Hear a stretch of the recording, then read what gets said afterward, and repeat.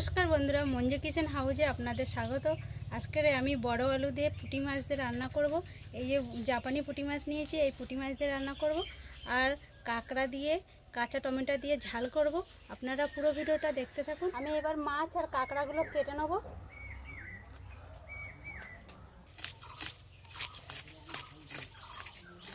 গরম লাগছে বন্ধুরা। এই আলু অনেকেই বলে খাম আলু, আমরা বলি এগুলো বড় আলু। এই বড় আলু এবার আমি কেটে নেব।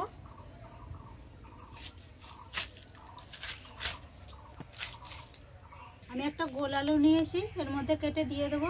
গোল আলুটা আপনারা নাও দিতে পারেন, আমার ছেলে এই গোল আলুটা খেতে ভালোবাসে, ওই জন্য আমি দিচ্ছি। এই কাঁচা টমেটোগুলো এবার কেটে নেবো আর এই গোটা ধুয়ে নেবো কাঁচা টমেটোগুলো।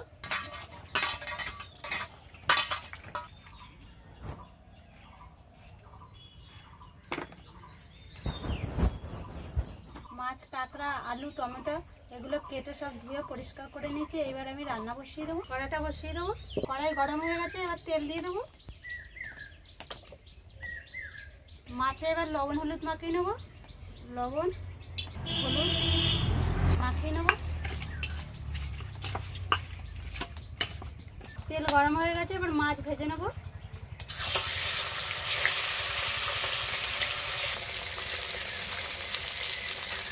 মাছের তরকারির জন্য মশলা বেটে নেবো। আদা,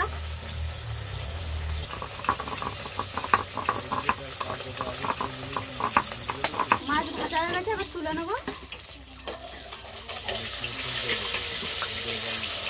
আলুগুলো এবার ভেজে নেবো।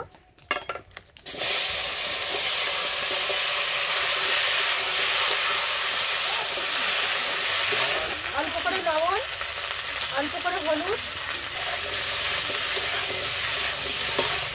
আলুগুলো ভেজে নিয়েছি, এবার তুলে নেব।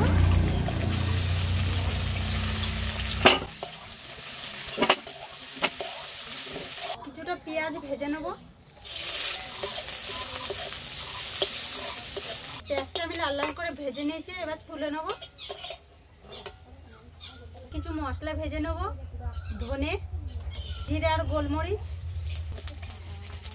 দুটো তেজপাতা। এবার নামিয়ে নেব। তরকারির জন্য জল গরম করে নেব। এবার আমি মশলাটা বেটে নেব। ফোড়নে গোটা গরম মশলা দিয়ে দেবো, টমেটো কুচি দিয়ে দেবো, 5-6টা লঙ্কা ছেঁড়া দিয়ে দেবো,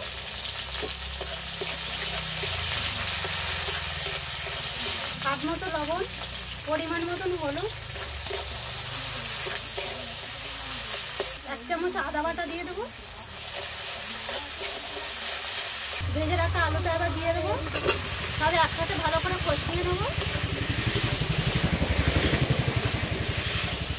ভালো করে সব কষিয়ে নিয়েছি, এবার জল দিয়ে দেবো, গরম করে রাখা জল।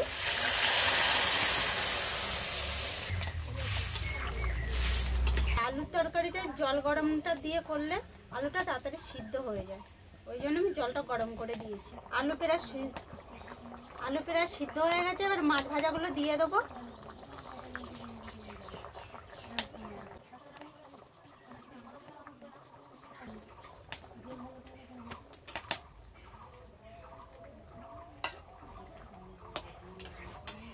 ভেজে রাখা পেঁয়াজগুলো এবার দিয়ে দেবো। ভাজা মশলাটা বেটে রেখেছিলাম, এবার দিয়ে দেবো।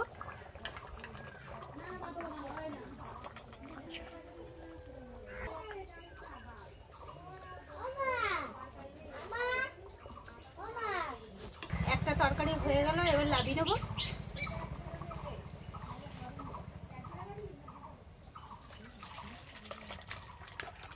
কাঁকড়াগুলো ভেজে নেবো। কড়াই তেল দিয়ে দেবো।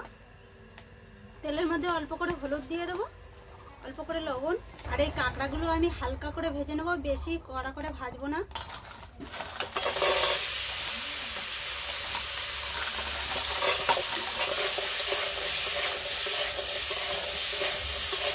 আমি এবার টমেটোগুলো ভেজে নেবো। অল্প করে লবণ, অল্প করে হলুদ, সর্ষে বেটে নেব। 3টে শুকনো লঙ্কা কেটে নিয়েছি, তেলের পরে দিয়ে দেবো। 2টো তেজপাতা দিয়ে দেবো, 5 ফোড়ন দিয়ে দেবো, পেঁয়াজ কুচি,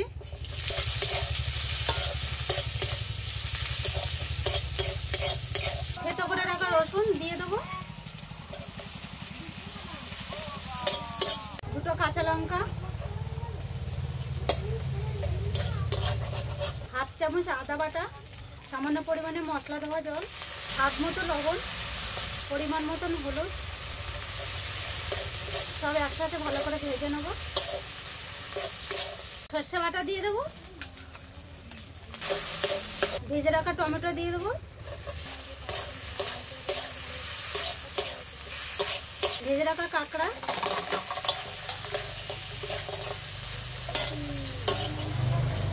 এবার অল্প করে জল দিয়ে দেবো। টমেটো আর কাঁকড়া হয়ে গেছে, এবার নামিয়ে নেব। বড় আলু দিয়ে মাছের তরকারি আর কাঁকড়া আর টমেটো রান্নাটা কমপ্লিট হয়ে গেছে।